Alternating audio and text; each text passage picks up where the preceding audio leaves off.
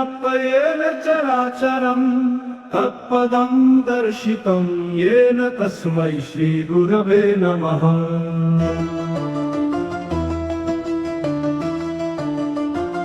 अज्ञानतिमिरान्धस्य ज्ञानाञ्जनशलाकया चक्षुरुन्मीलितं येन तस्मै श्रीगुरवे नमः।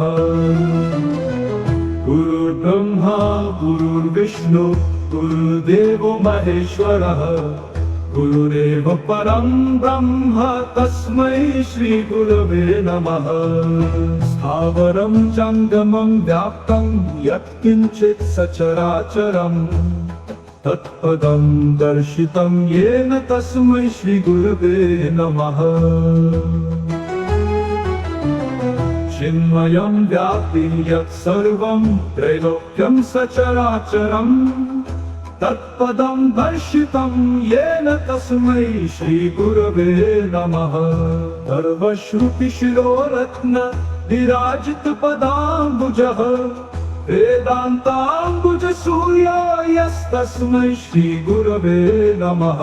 चैतन्यः शाश्वतः शान्तो व्योमातीतो निरञ्जनः बिन्दुनादकलातीतस्तस्मै श्रीगुरवे नमः। ज्ञानशक्तिसमारूढः तत्त्वमाला विभूषितः भुक्तिमुक्तिप्रदाता च तस्मै श्रीगुरवे नमः। अनेकजन्म सम्प्राप्त कर्मबन्धविदाहिने आत्मज्ञानप्रदानेन तस्मै श्रीगुरवे नमः। शोषणं भवसिन्धोश्च ज्ञापनं सारसम्पदः गुरोपादोदकं सम्यक् तस्मै श्रीगुरवे नमः। न गुरोरधिकं तत्त्वं न गुरोरधिकं तपः तत्त्वज्ञानात् परं नास्ति तस्मै श्रीगुरवे नमः। मन्नाथ श्रीजगन्नाथ मद्गुरु श्रीजगद्गुरु मदात्मा सर्वभूतात्मा तस्मै श्रीगुरवे नमः। गुरुरादिर्नादिश्च गुरुः परमदैवतम् गुरोः परतरं नास्ति तस्मै श्रीगुरवे नमः। ब्रह्मानन्दं परमसुखदं केवलं ज्ञानमूर्तिं द्वन्द्वातीतं गगनसदृशं तत्त्वमस्यादिलक्ष्यम् एकं नित्यं विमलमचलं सर्वधी साक्षिभूतं भावातीतं त्रिगुणरहितं सद्गुरुं तं नमामि। त्वमेव माता च पिता त्वमेव बन्धुश्च सखा त्वमेव विद्या द्रविणं त्वमेव सर्वं मम देवदेव।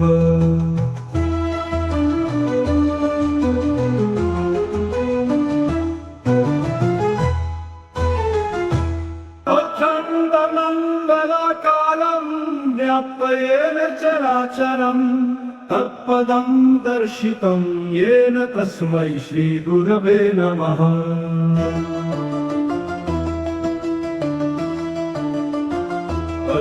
अज्ञानतिमिरान्धस्य ज्ञानाञ्जनशलाकया चक्षुरुन्मीलितं येन तस्मै श्रीगुरवे नमः।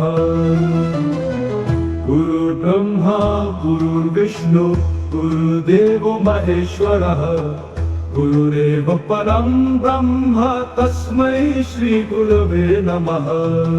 स्थावरं जङ्गमं व्याप्तं यत्किञ्चित् सचराचरम् तत्पदं दर्शितं येन तस्मै श्रीगुरवे नमः। चिन्मयं व्याप्ति यत्सर्वं त्रैलोक्यं सचराचरम् तत्पदं दर्शितं येन तस्मै श्रीगुरवे नमः। सर्वश्रुतिशिरोरत्न विराजितपदाम्बुजः वेदान्ताम्बुजसूर्यो यस्तस्मै श्रीगुरवे नमः। चैतन्यः शाश्वतः शान्तो व्योमातीतो निरञ्जनः बिन्दुनाथकलातीतस्तस्मै श्रीगुरवे नमः। ज्ञानशक्तिसमारूढः तत्त्वमाला विभूषितः मुक्तिप्रदाता च तस्मै श्रीगुरवे नमः। अनेकजन्म सम्प्राप्त कर्मबन्धविदाहिने आत्मज्ञानप्रदानेन तस्मै श्रीगुरवे नमः। शोषणं भवसिन्धोश्च ज्ञापनं सारसम्पदः गुरोपादोदकं सम्यक् तस्मै श्रीगुरवे नमः। न गुरोरधिकं तत्त्वं न गुरोरधिकं तपः तत्त्वज्ञानात् परं नास्ति तस्मै श्रीगुरवे नमः।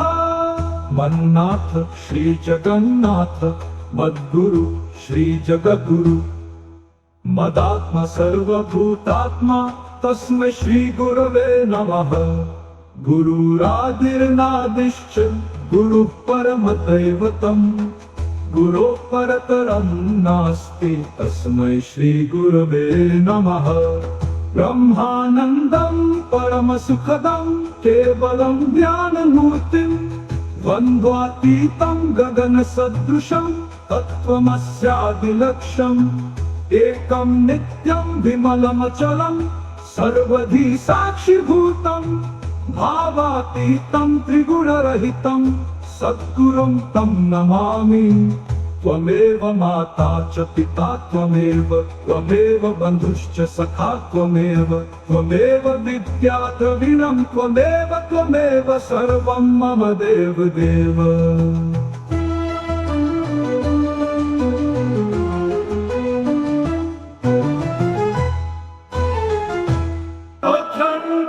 अखण्डमण्डलाकारं व्याप्येन चराचरं तत्पदं दर्शितं येन तस्मै श्रीगुरवे नमः।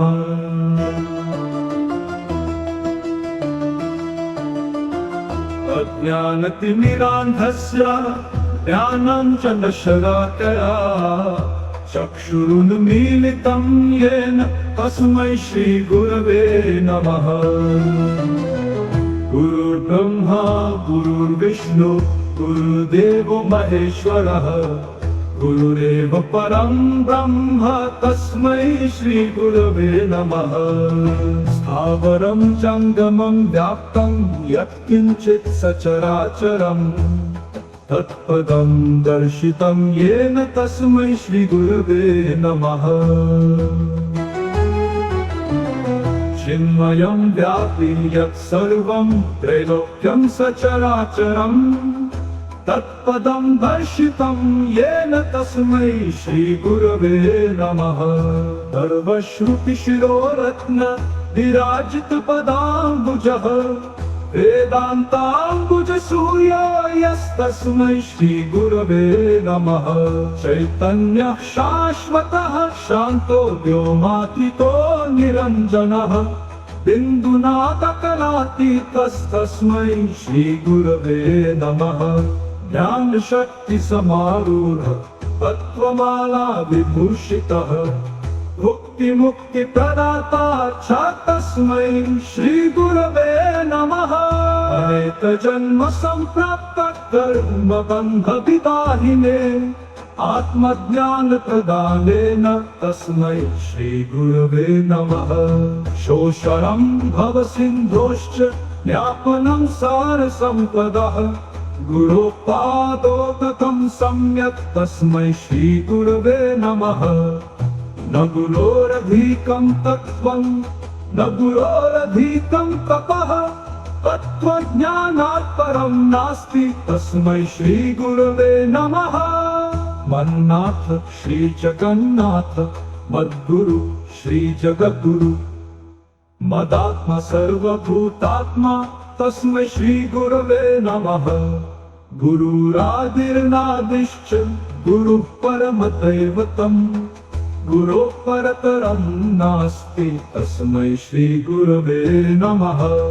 ब्रह्मानन्दं परमसुखदं केवलं ज्ञानमूर्तिं द्वन्द्वातीतं गगनसदृशं तत्त्वमस्यादिलक्ष्यम् एकं नित्यं विमलमचलं सर्वधी साक्षिभूतं भावातीतं त्रिगुणरहितं सद्गुरुं तं नमामि। त्वमेव माता च पिता त्वमेव बन्धुश्च सखा त्वमेव विद्या द्रविणं त्वमेव सर्वं मम देवदेव।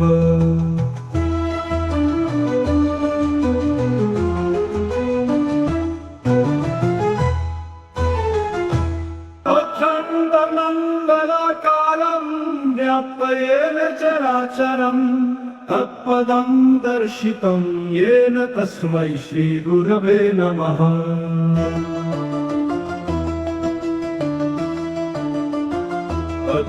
अज्ञानतिमिरान्धस्य ज्ञानं च न शलाकया चक्षुरुन्मीलितं येन तस्मै श्रीगुरवे नमः। गुरुर्ब्रह्मा गुरुर्विष्णु गुरुर्देवो महेश्वरः गुरुरेव परं ब्रह्म तस्मै श्रीगुरवे नमः। स्थावरं जङ्गमं व्याप्तं यत्किञ्चित् सचराचरं तत्पदं दर्शितं येन तस्मै श्रीगुरवे नमः। चिन्मयं व्यापि यत् सर्वं त्रैलोक्यं सचराचरं तत्पदं दर्शितं येन तस्मै श्रीगुरवे नमः। सर्वश्रुतिशिरोरत्न विराजितपदाम्बुजः वेदान्ताम्बुजसूर्यो यस्तस्मै श्रीगुरवे नमः। चैतन्यः शाश्वतः शान्तो व्योमातीतो निरञ्जनः बिन्दुनाथकलातीतस्तस्मै श्रीगुरवे नमः। ज्ञानशक्तिसमारूढः तत्त्वमाला विभूषितः भुक्तिमुक्तिप्रदाता च तस्मै श्रीगुरवे नमः। अनेकजन्म सम्प्राप्त कर्मबन्धविदाहिने आत्मज्ञानप्रदानेन तस्मै श्रीगुरवे नमः। शोषणं भवसिन्धोश्च ज्ञापनं सारसम्पदः गुरोपादोदकं सम्यक् तस्मै श्रीगुरवे नमः। न गुरोरधिकं तत्त्वं न गुरोरधिकं तपः तत्त्वज्ञानात् परं नास्ति तस्मै श्रीगुरवे नमः। मन्नाथ श्रीजगन्नाथ मद्गुरु श्रीजगद्गुरु मदात्मा सर्वभूतात्मा तस्मै श्रीगुरवे नमः। गुरुरादिर्नादिश्च गुरुः परमदैवतम् गुरोः परतरं नास्ति तस्मै श्रीगुरवे नमः। ब्रह्मानन्दं परमसुखदं केवलं ज्ञानमूर्तिं द्वन्द्वातीतं गगनसदृशं तत्त्वमस्यादिलक्ष्यम् एकं नित्यं विमलमचलं सर्वधी साक्षिभूतं भावातीतं त्रिगुणरहितं सद्गुरुं तं नमामि।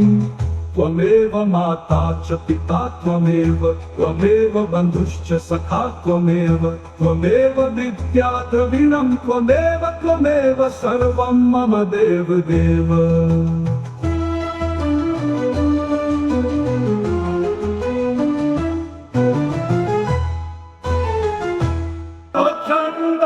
अखण्डमण्डलाकारं व्याप्येन चराचरं तत्पदं दर्शितं येन तस्मै श्रीगुरवे नमः।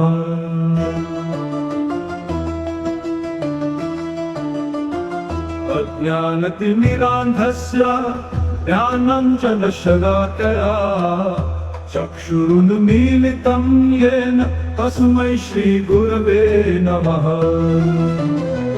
गुरुर्ब्रह्मा गुरुर्विष्णु गुरुर्देवो महेश्वरः गुरुरेव परं ब्रह्म तस्मै श्रीगुरवे नमः। स्थावरं जङ्गमं व्याप्तं यत्किञ्चित् सचराचरं तत्पदं दर्शितं येन तस्मै श्रीगुरवे नमः। चिन्मयं व्यापि यत्सर्वं त्रैलोक्यं सचराचरम् तत्पदं दर्शितं येन तस्मै श्रीगुरवे नमः। सर्वश्रुतिशिरोरत्न विराजितपदाम्बुजः वेदान्ताम्बुजसूर्यो यस्तस्मै श्रीगुरवे नमः। चैतन्यः शाश्वतः शान्तो व्योमातीतो निरञ्जनः बिन्दुनाथकलातीतस्तस्मै श्रीगुरवे नमः। ज्ञानशक्तिसमारूढः तत्त्वमाला विभूषितः मुक्तिप्रदाता च तस्मै श्रीगुरवे नमः। अनेकजन्म सम्प्राप्त कर्मबन्धविदाहिने आत्मज्ञानप्रदानेन तस्मै श्रीगुरवे नमः। शोषणं भवसिन्धोश्च ज्ञापनं सारसम्पदः गुरोपादोदकं सम्यक् तस्मै श्रीगुरवे नमः। न गुरोरधिकं तत्त्वं न गुरोरधिकं तपः तत्त्वज्ञानात् परं नास्ति तस्मै श्रीगुरवे नमः। मन्नाथ श्रीजगन्नाथ मद्गुरु श्रीजगद्गुरु मदात्मा सर्वभूतात्मा तस्मै श्रीगुरवे नमः। गुरुरादिर्नादिश्च गुरुः परमदैवतम् गुरोः परतरं नास्ति तस्मै श्रीगुरवे नमः। ब्रह्मानन्दं परमसुखदं केवलं ज्ञानमूर्तिं द्वन्द्वातीतं गगनसदृशं तत्त्वमस्यादिलक्ष्यम् एकं नित्यं विमलमचलं सर्वधी साक्षिभूतं भावातीतं त्रिगुणरहितं सद्गुरुं तं नमामि। त्वमेव माता च पिता त्वमेव बन्धुश्च सखा त्वमेव विद्या द्रविणं त्वमेव सर्वं मम देव।